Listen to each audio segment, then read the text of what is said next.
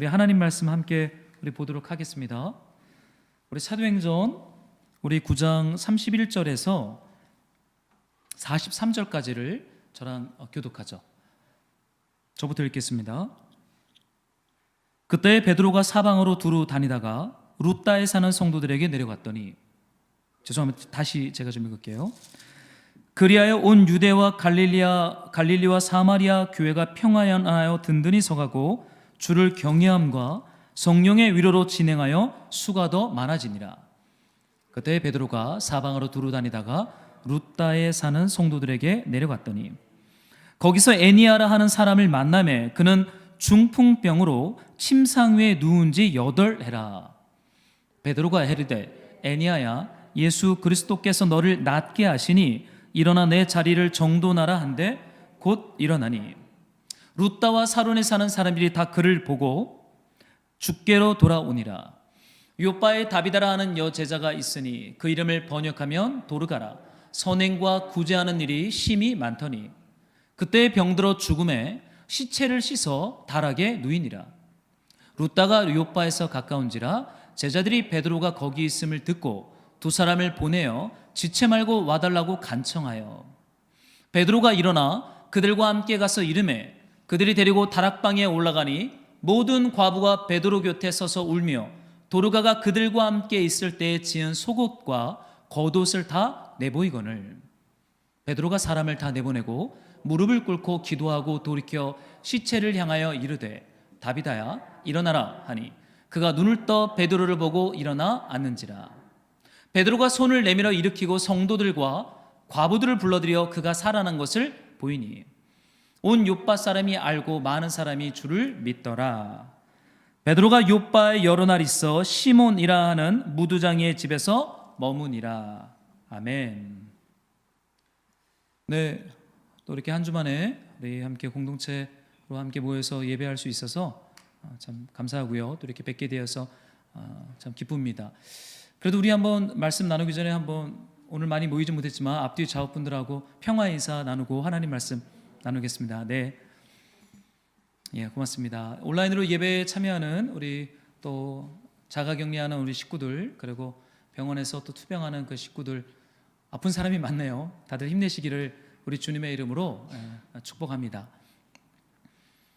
네, 오늘 저희 아내가 찬양 인도를 했는데 고맙습니다.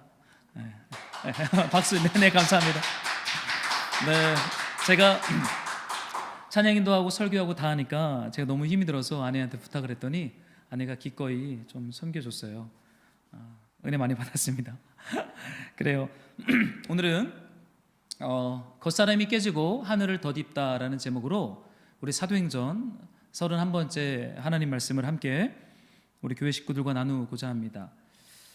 여러분, 바울의 회심이 9장 안에 가득 차 있었는데 이제 그것이 어느 정도 매듭을 짓고 이제 베드로의 어떠한 역사 이야기로 사도행전이 방향을 좀 돌립니다.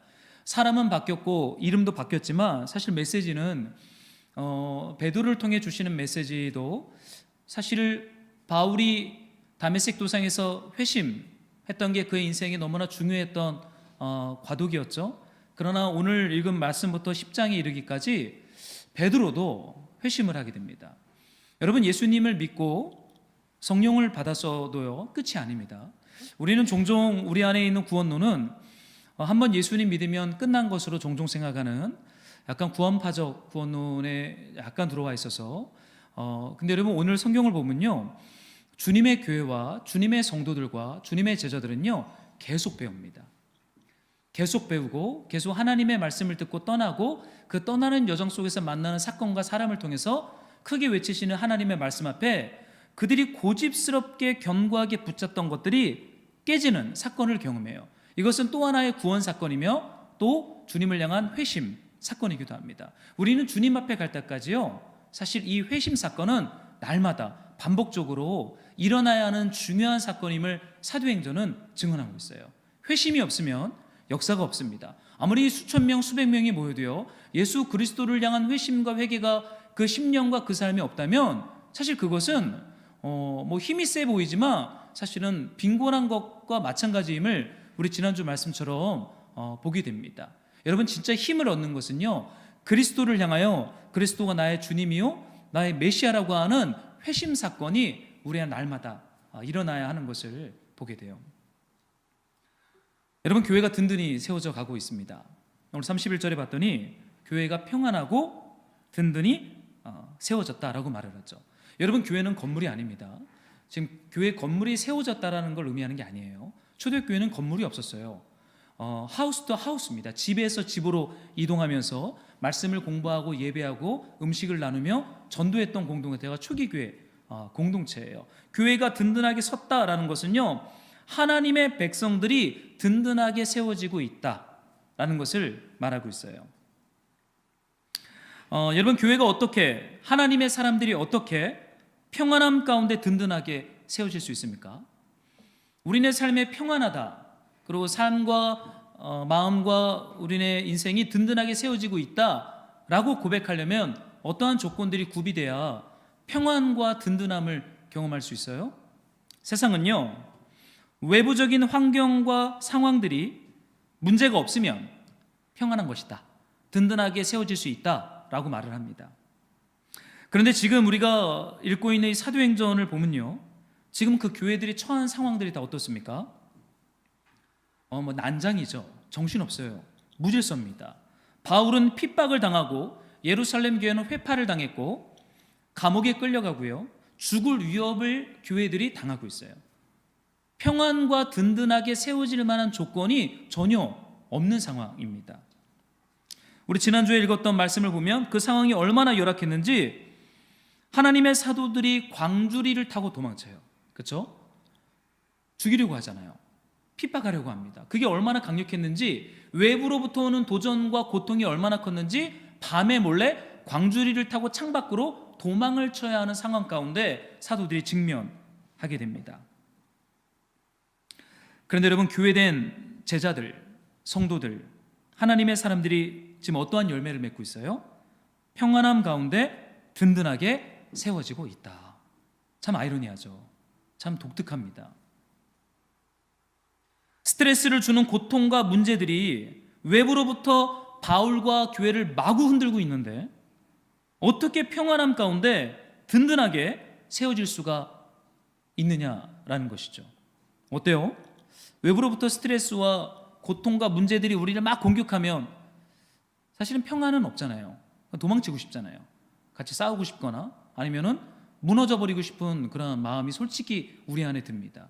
그런데 교회는요, 교회의 평안과 세워짐, 하나님의 성도들의 평안과 세워짐은 외부의 상황과 환경에 따라 좌지우지되는 것은 아닌 것을 사도행전은 증언하고 있어요. 이 31절에 이런 말씀이 있죠.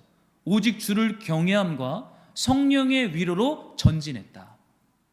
여러분, 교회는요, 하나님의 사람들은요, 주님을 경외하는 마음이 일어나고 성령의 위로의 말씀이 임하면 아무리 상황과 환경이 전쟁통일지라도요, 평안을 경험합니다. 성장합니다. 든든하게 세워져요. 단단해진다라고 말하고 있습니다. 고통 중에, 흔들림 중에 성도들은, 교회는 평안을 경험하고 든든하게 세워집니다. 이것이 교회된 성도들, 제자들을 향한 하나님의 약속의 말씀이에요. 여러분, 우리네 삶에 고통이 있잖아요. 그 고통을 피해갈 수 있습니까? 아무리 금식하고 기도해도요, 고통과 문제와 외부로부터 오는 위협과 도전을 패스할 수 없어요. 이게 인생입니다. 이게 삶입니다. 예수님을 믿는 신자들이나 예수를 믿지 않는 비신자들이나 고통과 위협 앞에 직면할 수밖에 없는 게 이 땅을 살아가는 정직함이고 솔직함이에요. 그런데 그리스도 예수 안에 있는 교회, 신자들, 성도들, 예수님의 제자들은요, 그들의 삶에 찾아오는 고통은 교회라는 땅을 비옥하게 하는 하나님 나라의 재료로 승화됩니다. 이게 신비예요. 이게 은혜예요. 고통 너무나 어렵죠. 그러나 그 고통이 그것으로 끝나는 게 아니라 교회를 비옥하게 만드는 하나님의 어떠한 창조적 재료로 승화되는 것을 오늘 사도행전은 증언하고 있어요. 마태복음 16장에 이런 말씀이 있어요. 또 내가 내게 이르노니 너는 베드로라. 내가 이 반석 위에 내 교회를 세우리니 음부의 권세가 이기지 못하리라. 여러분, 우리를 향한 예수님의 명확한 말씀이에요. 음부의 권세, 어둠의 공격, 고통의 공격은 있을 거예요.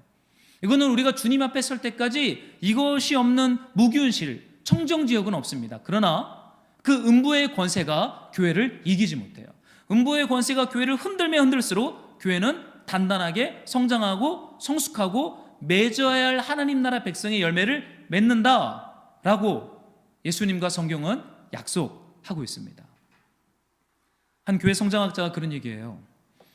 기독교의 위기는 가난이나 고통이나 고난이나 어려움이 아니라 이제 더 이상 삶의 불편함과 어려움이 없는 유복해지는 편안한 현실이 사실은 교회의 가장 큰 위기다라는 얘기를 합니다.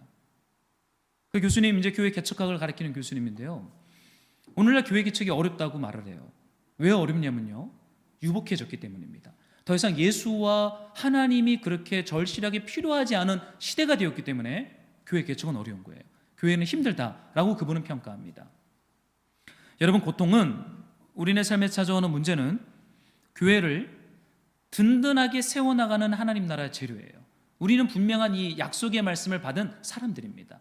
그래서 사망이나 죽음이나 질병이나 어떠한 고통도 하나님의 사랑과 하나님의 언약 안에서 우리를 끊을 수 없다라고 하는 로마서의 약속의 말씀이 바로 여기에 기초하고 있는 것이죠. 여러분, 이제 예루살렘 교회를 비롯한 사마리아와 온 유대에 퍼져 있는 교회들이 든든하게 세워져 갑니다. 그런데 지금 베드로가 어때요? 그 교회를 떠나서 움직이기 시작합니다. 성경에 봤더니 그때 베드로가 사방으로 두루 다녔다라고 성경은 말하고 있죠. 교회를 떠나요, 베드로가. 그 교회의 탑 리더잖아요. 지도자입니다. 사방으로 두루 다니기 시작합니다. 여러분, 사람은 보통요, 사람의 본능은요, 평안함과 안전함이 있으면 그것을 보통 떠나지 않습니다. 그게 사람의 마음이에요. 여기가 즐겁고 평안하고 안전하잖아요. 그럼 안 떠나요. 이게 보통 사람의 심리입니다. 근데 지금 이 교회가 평안과 든든함 가운데 세워지고 있어요. 떠날 이유가 없잖아요. 그냥 거기서 이제 뭐 건물까지 올리면 얼마나 좋습니까?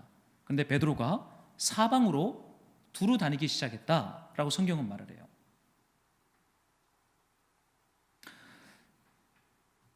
안정감을 떠나 불편한 상황 속으로 베드로가 계속 걸어가기 시작합니다. 여러분, 교회는요, 사실 세상의 조직과 공동체가 좀 다른 특징과 부르심을 가지고 있는데, 교회는 떠나는 공동체입니다. 교회는 어떤 안전한 공간에 집을 짓고 탑을 건축하고 흩어짐을 면하자, 이건 교회의 언어가 아니에요. 이거는 창세기 11장에 나오는 하나님을 배반한 사람들의 슬로건이고 언어입니다. 우리가 이곳에 집을 짓고 흩어짐을 면하자. 근데 오히려 하나님 나라의 백성들은요, 끊임없이 두루 떠나고 또 떠나는 사람들의 아브라함 후손의 공동체가 교회입니다. 왜 떠나야 됩니까? 교회는 떠남이란 방식으로 성장하고 훈련받고 양육되어지며 그리스도와 연합하는 그 신비로운 열매를 맺도록 하나님이 보통 교회를 불렀어요. 여러분, 떠나는 건 고통스러운 거예요. 떠남이란 방식은요, 낯선 상황 속으로 들어가는 거예요. 그리고 내 힘과 내 지혜와 내가 가지고 있는 어떠한 것들이 무력해지는 공간 속으로 들어갑니다. 그래서 떠나면 무력해져요. 그럼 누굴 찾을까요? 하나님을 찾기 시작합니다. 주님 앞에 엎드리기 시작합니다. 주님을 간절히 찾기 시작합니다. 여러분, 이것이 교회가 살아있다는 것의 증거는 하나님을 찾고 구하고 두드리는 그 몸부림이 멈추지 않은 상태를 살아있는 교회라고 말하고 있어요. 베드로는 사방으로 두루 다니기 시작합니다. 왜 두루 다닐까요? 뭐 약간 예전에 저희 부모님이 저한테, 제가 하도 이렇게 막 여기저기를 돌아다니니까 그 단어가 아직도 기억이 잘 안 나요. 마가 꼈다 그러나요? 저희 아버지가 저한테 하도 돌아다니니까 하여튼 뭐가 꼈다 그랬어요, 저한테. 그 단어를 제가 기억을 못 하겠는데요. 여러분, 베드로가요, 사방으로 두루 다니기 시작합니다. 여러분, 왜 돌아다닐까요? 하나님의 말씀이 사실 동서남북 사방으로 두루 다니기 때문이에요. 여러분, 교회는요, 하나님의 사람들은요, 말씀을 따라가는 사람들이에요. 말씀이 동쪽으로 가면 동쪽으로 갑니다. 말씀이 내 눈으로 볼 때는 저쪽이 비옥해요. 아주 비옥한 땅이에요. 저쪽으로 가야 성공을 해요. 그런데 하나님의 말씀이 서쪽으로 가요. 거긴 광야예요. 그런데 어디로 가야 되겠습니까? 서쪽 광야로 가는 사람들이 교회입니다. 하나님의 사람들이에요. 내 눈이 보기에 좋은 곳으로 가는 것이 아니라 하나님의 말씀이 움직이는 곳을 온몸으로 감지함으로 그 말씀을 따라 두루 다니는 사람들이 하나님의 백성들, 든든한 교회, 힘 있는 교회의 모습이죠. 요한계시록에 이런 말씀이 있어요. 한번 여러분들이 이 말씀을 한번 같이 우리 읽어보도록 할까요? 함께 시작.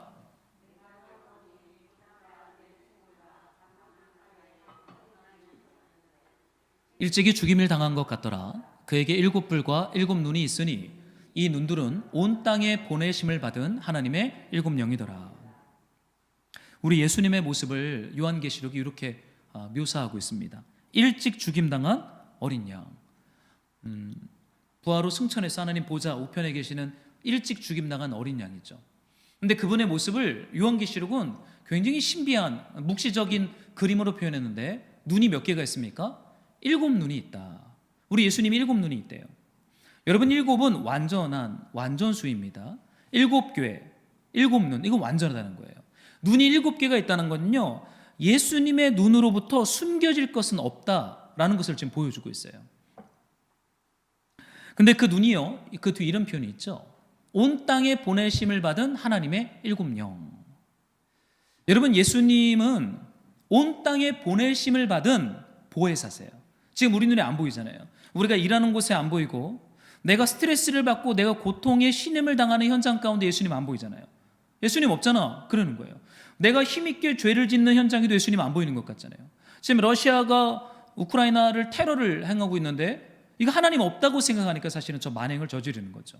그런데 여러분 성경은 분명히 말해요. 예수님은 7눈을 가진 창조주이시다. 무슨 말이냐면 온 민족과 열방과 온 세계가 예수님의 시야로부터 숨겨질 만한 나라나 공간이나 사람이나 지극히 작은 자에 이르기까지 예수님은 다 보고 있다라고 말씀하고 있습니다. 전쟁이 치러지는 나라에도 우리 주님께서 바쁘게 두루다니면서 일하고 있대요. 병이 들어서 무력하게 신음하고 있는 모든 병원들, 복도 곳곳을 우리 주님의 눈이 감찰하시며 신방 중에 있다, 이렇게 말씀하십니다. 두루다니며 모든 것을 감찰하시는 전능한 눈을 가지신 분이 우리 예수님이에요. 베드로가 왜 사방으로 두루다닙니까? 예수님의 시선이 머무는 곳으로 성령의 인도함을 따라 가야 하기 때문에 두루다니는 거예요. 여러분 안전한 공동체에 있고 싶죠. 안전한 공간에 머물고 싶죠. 그러나 교회는 때로는 무모해 보이고 위험해 보이고 이것이 손해가 되어 보여도요, 하나님의 말씀과 예수님의 시선이 가 있는 곳을 향하여 투벅투벅 걸어가는 것, 계산하지 않고 결과가 어떻든 그냥 말씀과 예수님의 시선을 따라 걸어가는 사람들이 교회다. 그것이 평안하고 든든히 세워진 교회의 특징이다. 그 사람들이다 라고 말하고 있어요. 저는 예수님이 눈이 7개다라는 말씀 예전에 요한계시록 공부하다가 얼마나 위로가 됐는지 모르겠어요. 내 눈으로 이렇게 볼 때 하나님이 없는 것처럼 보이는 공간 있잖아요. 그런 상황들 있잖아요. 고통들 있잖아요. 그런데 거기에 그 고통과 그 상황들이 예수님의 눈에서 절대 가려지거나 외면당하거나 무심하게 버려진 공간과 상황이 아니라는 것을 요한계시록은 이 7눈이라는 단어로 표현하고 있어요. 왜 이런 표현을 썼냐면요, 요한계시록에 있는 시대에 있었던 7교회들은 고통이 심했거든요. 교회 문 다 닫았어요. 지도자는 섬으로 유배를 당했어요. 모여 예배를 드릴 수가 없어요. 황제한테 주라고 말하지 않으면 감옥에 갇히거나 경제활동을 할 수 없는 순교를 당해야 했던 상황입니다. 근데 그때 계시 가운데 하나님이 보여주신 예수님의 모습은 온 세상으로 보냄받은 7눈을 가진 보혜사라고 이렇게 말을 하고 있는 것이죠. 성령을 받은 교회는, 성령을 만난 제자들은 그래서 안전한 곳을 떠나 예수님께서 보내시는 그곳을 두루 다닙니다. 안전한 곳에 있는다고 해서 인생이 꼭 성공하는 것이 아님을 알았거든요. 그러니까 예수님이 보시고 예수님이 말씀하신 곳을 향해 이제 걸어가는 거예요. 그 기쁨을 가진 사람들이 사도들이었고 교회들이었고 성도들이었고 제자들이었습니다. 사랑하는 말씀으로 동역자 여러분, 사방으로 두루 다니는 삶, 이것이 승리하는 삶이에요. 예수님의 말씀과 예수님의 시선을 따라 예수님이 말씀하신 곳을 향하여 투벅투벅 걸어가는, 어떠한 결과가 있든지 계산하지 않고 주의 말씀을 따라가는 삶이 사실은 복 있는 삶, 그리고 이 성경에서 말하는 평안 가운데 든든히 세워지는 교회의 참 모습임을 증언하고 있습니다. 이 베드로가 이제 사방으로 두루 다니다가 루따라고 하는 지역에 도착을 합니다. 루따는 예루살렘에서 약간 북서쪽으로, 저 바닷가 쪽으로 가다 보면 있는 동네가 이 루따라고 하는 이 평지입니다. 아주 아름다운 말이라 그래요. 꽃들이 피고 평원, 평지이기 때문에 많은 사람들이 모여 사는 군락 도심지입니다. 근데 베드로가 거기 루따에 갔어요. 근데 거기서 누구를 만납니까? 32절을 보니까 루따에 사는 성도들에게 내려갔다라고 말을 하고 있어요. 저희가 오늘 읽은 본문은 사실은 좀 너무나 충격적인 기적이 기록되어 있잖아요. 8년 동안 중풍병 걸렸던 애니아라고 하는 사람이 베드로의 말씀 선포 앞에서 벌떡 일어납니다. 치유를 받아요. 뭐 그럴 수 있어요. 근데 이제 욥바라고 하는 항구에 가서는 또 어떤 일이 일어나요? 다비다라고 하는 여제자가 죽었는데, 다락방에 뉘어놨는데 베드로가 가서는 무릎을 꿇고 기도했더니 죽었던 사람이 살아납니다. 이거 너무나 초자연적인 현상이잖아요. 근데 이런 말씀을 읽다 보면 여러분 좀 어떠세요, 마음이? 저는 사실 조금 위축이 됩니다. 왜 위축이 되냐면, 어떻게 이렇게 사역자가 이런 능력을 가지고 있을까? 죽은 사람을 살리고 8년 동안 불치의 병에서 고통당하던 사람을 단번에 일으키는 이 놀라운 능력을 가진 이 베드로는 도대체 누구냐? 그래서 이런 말씀 읽으면요, 깊이 묵상한다기보단 빨리 넘어가고 싶어요. 왜냐하면 제 안에 있는 초라한 능력 앞에 이 베드로 사도의 능력이 너무나 놀랐기 때문이죠. 근데 제가 이 말씀을 읽고 묵상하다가 사도행전이 정말로 말하고 싶은 게 어떤 사도의 놀라운 능력을 지금 말하고 있는 것일까? 좀 질문을 던지게 돼요. 여러분, 그렇지 않습니다. 지금 베드로의 위대함을 본받아라, 지금 이 메시지가 아니에요. 여러분, 지금 이 사도행전 9장 후반부부터 10장 끝까지는요, 베드로의 회심을 다루고 있는 본문의 말씀입니다. 베드로는 회개해야 돼요. 베드로는 자신이 가지고 있는 견고한 고집이 한번 깨져야 됩니다. 왜냐하면 베드로 안에 있는 견고한 생각이 뭐냐면 유대주의예요. 이방인들에게 복음을 전하는 것보다 오직 경건한 유대인들에게만 복음을 전하는 것이 하나님의 뜻이라고 하는 고집을 가지고 있어요. 이것이 깨지지 않으면 사도행전 1장에서 말씀하신 예루살렘과 온 유대와 사마리아 땅끝까지 가야 하는 이 언약의 말씀이 성취되지 않습니다. 근데 이제 이 베드로가 사방으로 두루다니다가 루따에 도착합니다. 거기서 뭘 보기 시작합니까? 루따에 이미 세워진 성도들의 공동체를 봐요. 베드로가 세운 거 아니죠. 사도들이 가서 복음을 전하는 세운 공동체가 아닙니다. 루따에 사는 사람들이 예수님을 만나고 믿고 그 평범한 성도들이 교회를 세워요. 그게 루따에 있는 성도들. 여러분, 성도들은 공동체 교회를 가리키는 거거든요. 루따에 있는 성도들을 만납니다. 충격이었을 거예요. 아니, 우리 사도들이 복음을 안 전했는데 루따에도 교회가 세워졌네? 이거 도대체 어떻게 된 거야? 충격을 받습니다. 여러분, 교회는 주님이 세우시는 거예요. 어떠한 사역자의 탁월함, 사역자의 능력, 사역자의 은사, 여러분, 그것으로 세워지는 것은 아니에요. 물론 어떠한 사역자가 해야 할 수고와 헌신과 주님 앞에 대가를 지불해야 할 몫은 있지만, 교회는 루따에 세워진 것처럼 성도들이 세웠어요. 이름 모를 예루살렘 오순절에 여행을 갔다가 복음을 들은 그 민초들이 루따에 와서 성도들의 공동체를 세웁니다. 베드로는 그거를 보고 충격을 받아요. 우리가 세우는 거 아니었구나. 이걸 베드로가 깨닫습니다. 그런데 그 교회가 어떤 교회였어요? 한번 좀 33절을 여러분들이 한번 같이 좀 읽어주시겠습니까? 함께 시작. 애니아라 하는 사람을 만남에. 네, 고맙습니다. 루다에 사는 성도들은요, 그냥 성도들이 아니었어요. 그 교회는 8년 동안 중풍병이 걸려서 침상에서 꼼짝 못하는 병자를 8년 동안 간호하고 돌보고 함께했던 자비의 공동체가 바로 루다에 있는 성도들의 공동체였어요. 여러분, 김병에 효자 없다는 말 들어보셨나요? 김병에 효자 없습니다. 우리 민족이 가지고 있는 쓰디스 단어 중에 고려장이라고 있죠. 부모님을 업어서 가난했을 때 산에 몰래 두고 왔다라는 그 고려장. 그 노래 중에 그런 거 있잖아요. 아들이 어머니를 업고 산에 가는데 이제 고려장 하는 걸 엄마가 뒤늦게 깨닫고는요, 소나무 솔잎을 자꾸만 뜯어서 땅에 떨어뜨리는 거예요. 그러니까 아들이 묻잖아요. 아유, 어머니 왜 자꾸만 솔잎을 뜯어서 땅에 버리세요? 그랬더니 어머니가 너 집에 갈 때 길을 잃어버릴까 봐. 그 노래로 만들어진 그 가요를 혹시 아시나요? 제가 그 노래 참 좋아하는데, 여러분, 김병희 효자 없어요. 가족에게도 그런데 여러분, 이 애니아라고 하는 사람은 남이에요. 타인이에요. 가족이 아니에요. 그런데 루다에 있는 성도들은 8년 동안 불치병을 앓던 애니아를 어떻게 했어요? 돌봤어요. 그러니까 베드로가 왔을 때 루다의 성도들이 애니아라고 하는 8년 중풍병 걸린 환자를 돌보는 것을 봅니다. 베드로가 어땠을 것 같아요? 충격을 받죠. 베드로는 한 번 설교하면 5천 명이 변했어요.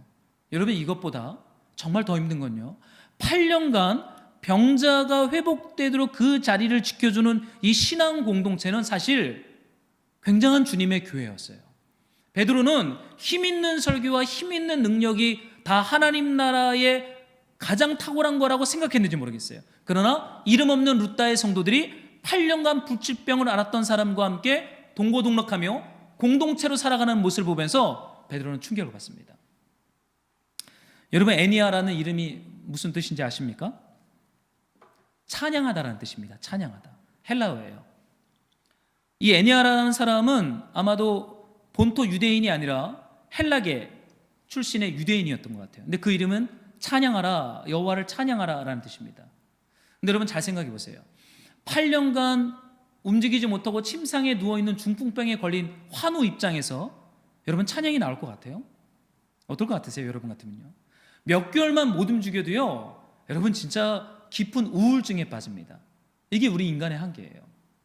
근데 여러분, 애니아가 자신의 이름을 찬양하라라고 그 공동체가 그를 불렀어요. 도대체 어떻게 된 것입니까? 여러분, 사망과 질병이 가지고 있는 죽음의 권세가 루다에 있는 성도들의 사랑과 자비와 희생과 그 믿음을 온몸으로 보여주는 그 예배적 행위 앞에서 죽음의 권세가 예배와 찬양으로 바뀌어져 버렸어요. 여러분, 이것이 사실은 복음 사건입니다. 여러분, 베드로가 애니아에게 이렇게 말하죠.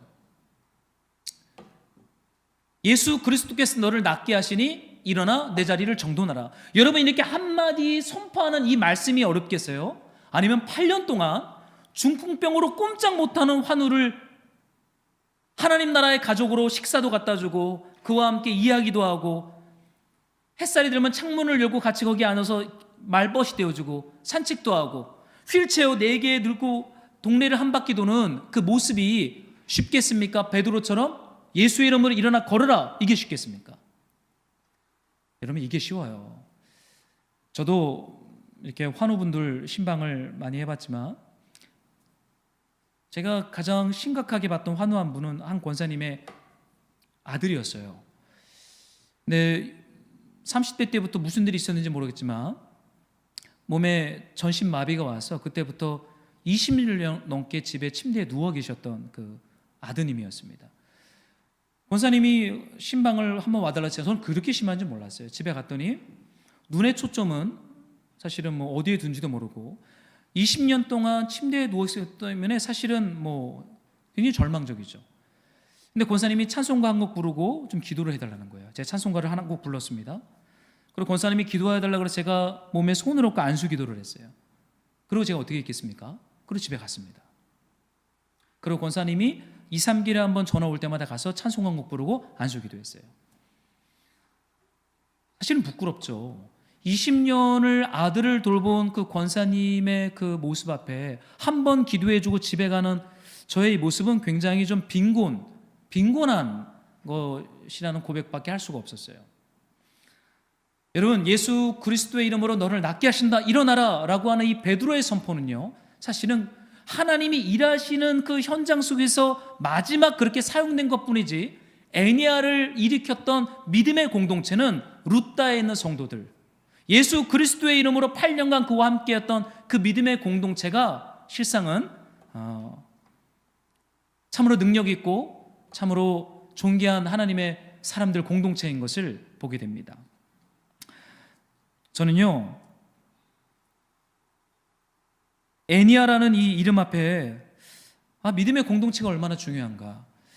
여러분, 예수님을 나의 주님이라고 고백한다는 것은요, 사실은 루다에 있는 성도들의 공동체를 우리가 사실은 벤치마킹하고 본받는 것이 얼마나 중요한지를 보게 돼요. 말로 선포하고 말로 하는 것보다 사실 예수 그리스도 이름의 권세는요, 우리의 온몸과 우리의 삶을 그리스도를 사랑함으로 그 고통에 직면하는 그 자리로 우리를 사실은 이끌어 갑니다. 여러분, 저는 베드로가 여기서 뭘 배웠다고 여러분 생각합니까? 저는 베드로가 충격을 많이 받았을 것 같아요. 아니, 우리 사도들이 세우지 않은 교회 안에 어떻게 이러한 성도들의 공동체가 8년 중풍병 앓은 사람과 8년을 동고동락하며 그와 함께 했는가? 베드로 안에 여러 가지 경관진들이 저는 깨졌을 것이라고 봅니다. 어떤 일이 일어나요? 35절에 봤더니 제가 좀 읽어드릴게요. 루다와 사론에 사는 사람들이 다 그를 보고 주께로 돌아오니라.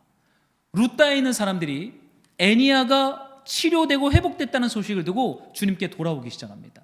여러분, 주님께 돌아온다라는 것은요, 회심입니다. 우리의 생각과 감정이 예수님께로 전향되는 것이 예수님께로 돌아가는 거예요. 저는 이 말씀 앞에서요, 베드로가 주께로 돌아가고 있다. 여러분, 사도도 날마다 주님의 말씀과 주님의 다가오는 역사 앞에 회개하고 주님께 돌아가는 일들이 우리 안에 필요합니다. 여러분, 베드로가 이 루다를 지나서 이제 욥바로 갑니다. 네, 한번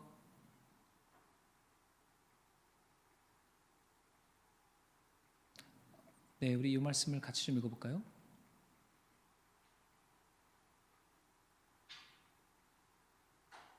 여러분, 36절을 한번 같이 좀 읽어주시기 바랍니다. 시작.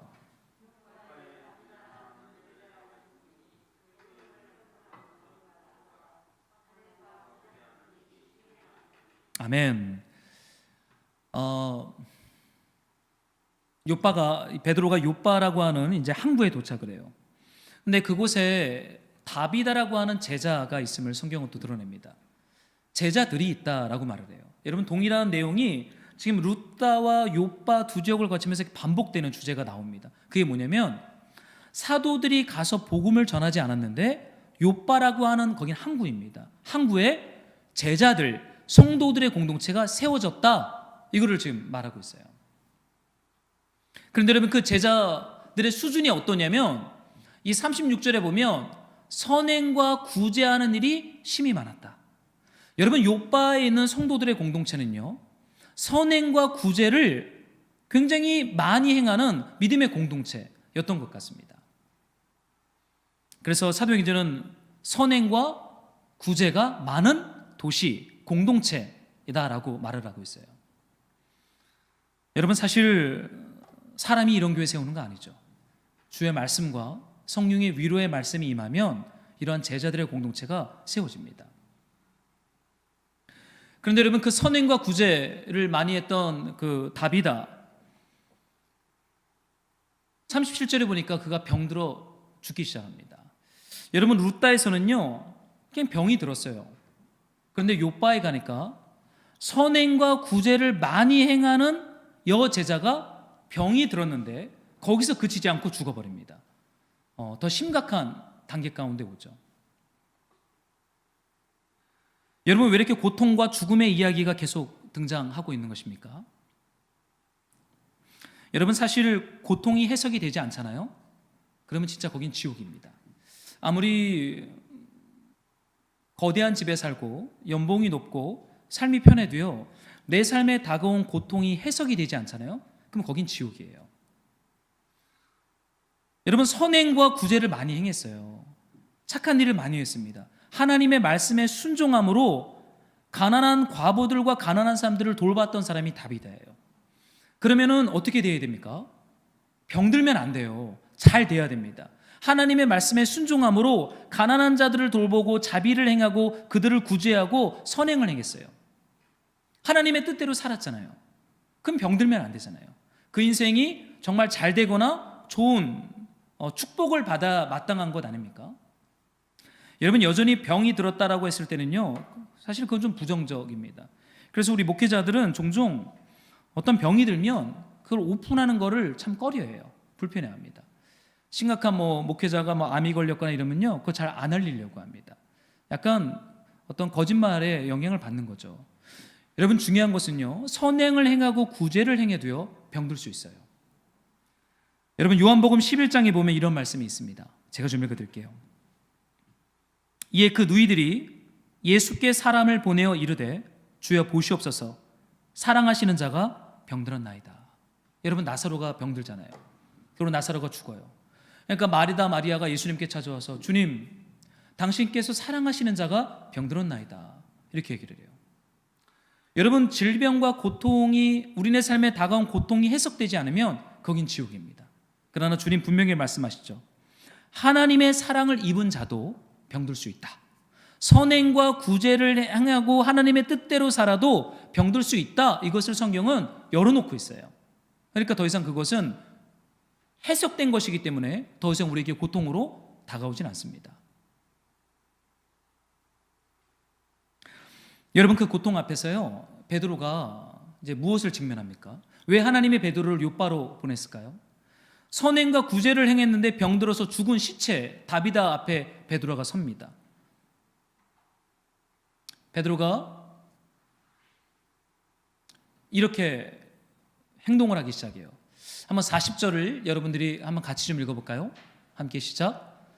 베드로가 사람을 다 내보내고 무릎을 꿇고 기도하고 돌이켜 시체를 향하여 이르되 다비다야 일어나라 하니 그가 눈을 떠 베드로를 보고 일어나 앉는지라.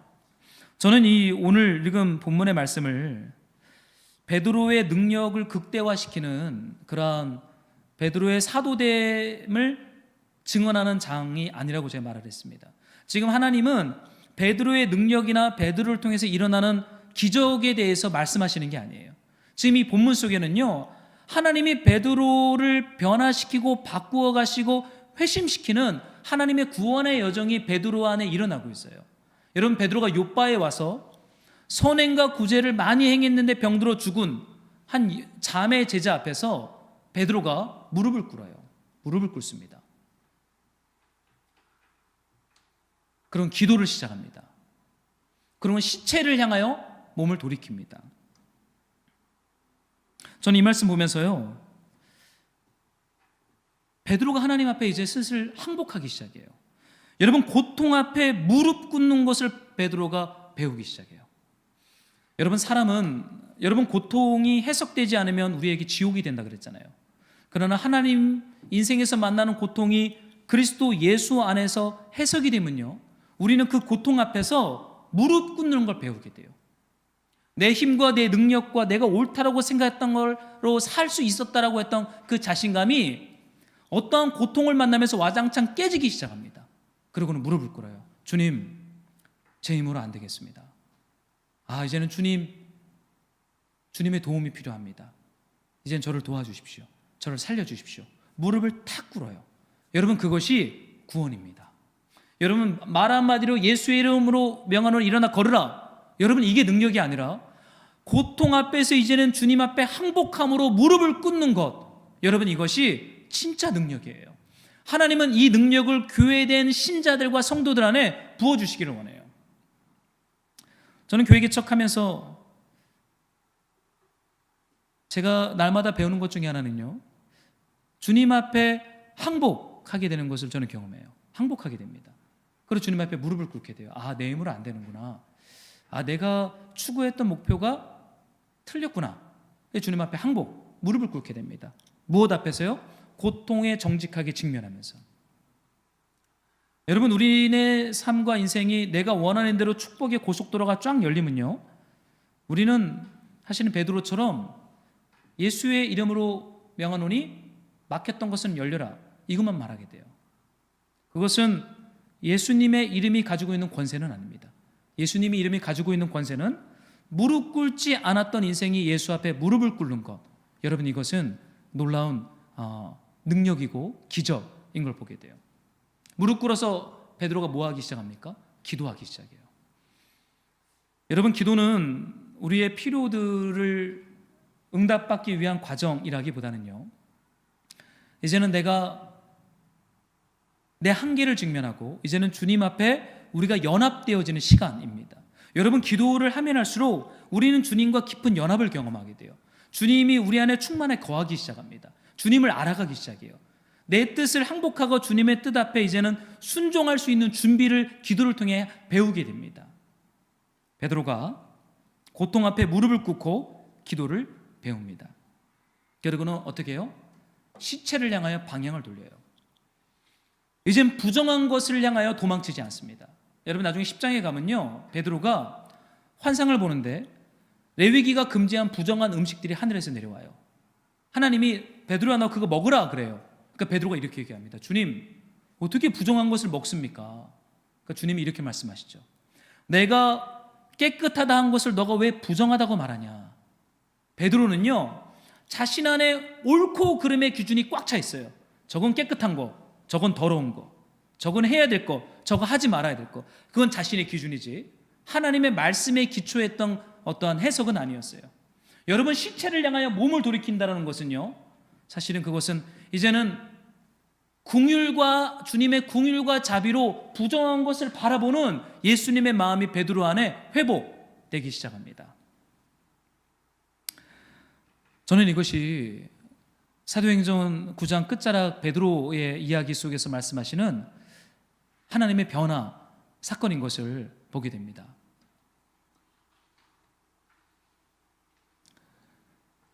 그리고는 다비다를 일으켜 살리죠. 다비다가 살아납니다. 어떠한 일이 또 욥바 안에 일어납니까? 여러분, 42절을 한번 좀 읽어주시겠어요? 시작. 온 욥바 사람이 알고 많은 사람이 주를 믿더라. 그럼 믿음이 회복돼요. 주님께 돌아가고 믿음이 이제 회복이 되기 시작합니다. 여러분, 우리네 삶에 찾아오는 고통은요, 우리 안에 믿음의 회복을 일으킵니다. 참 독특하죠. 고통 앞에 직면하면 하나님 앞에 항복해요. 그리고 기도를 시작해요. 그리고는 내가 옳고 깨끗하다고 했던 기준들이 무너지면서 하나님이 바라보게 하는 그 시체를 향하여 바라봅니다. 그럼 어떤 일이 일어나요? 많은 사람이 주를 믿게 돼요. 그 중심엔 베드로가 있었겠죠. 믿음이 회복됩니다. 여러분, 교회는 날마다 이 믿음의 회심과 변화와 회복이 한 번의 사건으로 끝나는 것이 아니라 주님 앞에 갈 때까지 날마다 이 믿음의 갱신과 회복은 일어나야 돼요. 예수 그리스도 안에서 고통은 우리의 딱딱한 겉사람을 깨트립니다. 저는 베드로가 룻다와 욥바의 기적을 행했다라기보다는요, 하나님이 베드로를 룻다의 성도들의 공동체, 욥바에 있는 그 제자들의 공동체에 베드로를 들이밀고는 그 두 개의 공동체를 만나면서 주님이 베드로의 겉사람을 깨트려 버려요. 참 신기하지 않습니까? 베드로가 사역한 것이 아니라 베드로가 두 공동체를 통해서 사역을 당했어요. 그들에게 메시지를 들었어요. 그들을 통해 베드로의 겉사람이 깨져버렸습니다. 무릎을 꿇고 기도하고 옳고 그름의 기준이 말씀으로 대체되는 회심을 베드로가 경험합니다. 여러분, 고통을 직면하면요, 영원한 것을 향하여 우리의 마음의 눈이 열리기 시작합니다. 이전에는 그냥 눈앞에 있는 것들에 집중했어요. 그러나 고통을 만나잖아요. 그러면 70년, 80년 이 땅에서 누려야 할 어떤 영원하지 않은 것에 집중했던 우리의 마음이 하나님의 영원이라고 하는 시간 속에 있는 그분의 나라에 우리의 마음의 소망이 열리기 시작합니다. 그 나라를 소망하게 돼요. 고통을 만나기 전에 이 눈은 열리지 않아요. 고통을 만났더니 내가 옳다라고 말했던 것들이 얼마나 무력한지를 깨닫게 되는 거예요. 그러면 예수님이 소망하는 그 영원한 하나님의 나라를 소망하게 되는 것이죠. 저는 이것이 베드로가 룻다와 욥바를 여행하면서 그의 겉사람을 깨트린 하나님의 구원 사건인 것을 보게 됩니다. 이 말씀을 좀 읽어보고 싶은데요. 고린도후서 4장에 이런 고백의 말씀이 있어요. 제가 좀 읽어드릴게요. 4장 16절인데, 그러므로 우리가 낙심하지 아니하노니 우리의 겉사람은 낡아지나 우리의 속사람은 날로 새로워지도다. 우리가 잠시 받는 환난에 경한 것이 지극히 크고 영원한 영광에 중한 것을 우리에게 이루게 함이니 우리가 주목하는 것은 보이는 것이 아니요 보이지 않는 것이니 보이는 것은 잠깐이요 보이지 않는 것은 영원함이라. 우리가 잠시 받는 환난을 통과하면서요, 우리의 겉사람은 낡아져요. 우리의 겉사람이 낡아진다는 것은 우리의 겉사람이 깨지기 시작한다는 겁니다. 이건 회심이에요. 이것은 믿음이 새롭게 되는 거예요. 누구에게 지금 그 사건이 일어났습니까? 베드로가 위대한 것이 아니라 룻다와 욥바에 했던 그 성도들을 통해서 하나님이 베드로의 겉사람을 깨트려 버립니다. 고통에 직면하면서. 여러분 18절에 봤더니 이제는 보이지 않는 영혼에 집중하기 시작해요. 고린도후서 5장에 이런 말씀이 또 있습니다. 한번 1절을 여러분들이 좀 읽어주시겠어요? 시작.